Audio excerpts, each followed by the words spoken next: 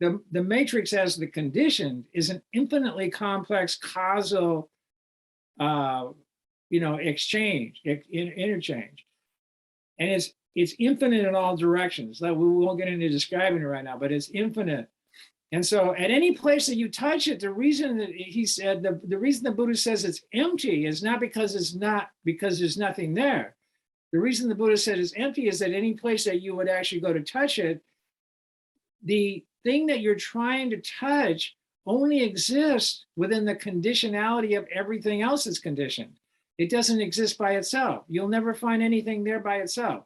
There's no phenomena there by itself. It's there in a totally web of conditioning. And so if you went to try to find what what the condition is, you find it goes infinitely in all directions that you'll never find. You can never find it.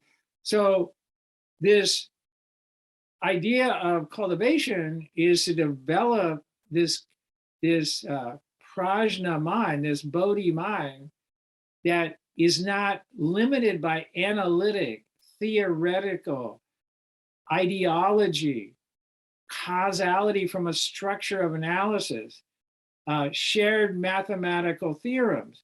It's the prajna can see directly into the causality, and the primary place that operates is in every interaction with every sentience. If you can actually develop that kind of skill of listening, attending, stillness of your own mind, emptying of your own identity, ego, emotions and stuff, so you can actually experience another sentience from their experience, not from your reaction, interpretation, judgment of, then the bodhisattva engages all sentiences, starting with the sentiences that are in the immediate world around them, and engages them actually in the reality, the imagined reality of each of those sentiences. So, and that goes out in a web infinitely too. So the degree to which you can engage that is the degree to which your cultivation, as you develop your cultivation of your meditation of that ability, then becomes the basis of your ability to expand your awareness to a larger and larger causal realm of sentience.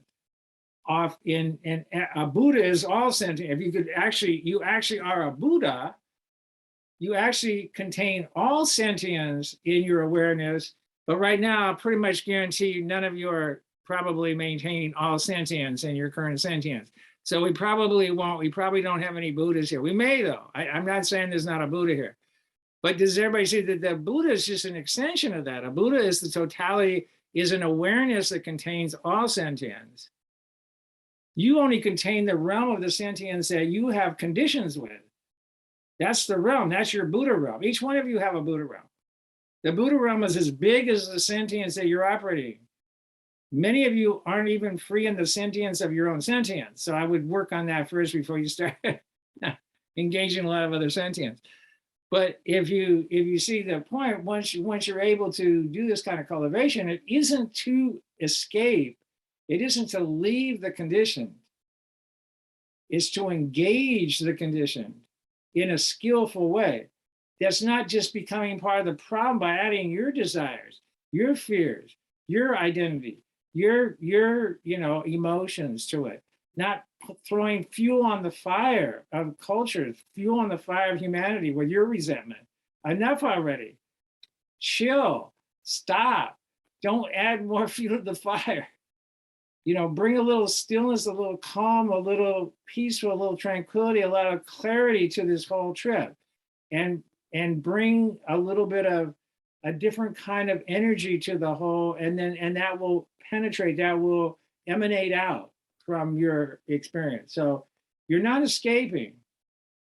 You're bringing a different spirit to the whole than the one that you're likely to get into right now, because you're so caught up in a particular view and have so many possibilities of resentments and emotions and desires and blames and feeling bad for yourself by being mistreated, and you're not loved enough, and you're lacking, and nobody really took care of you enough, and nobody really attended to you enough. Your mother never really did. And your mother really didn't do a good job, and nobody really did a good job after that.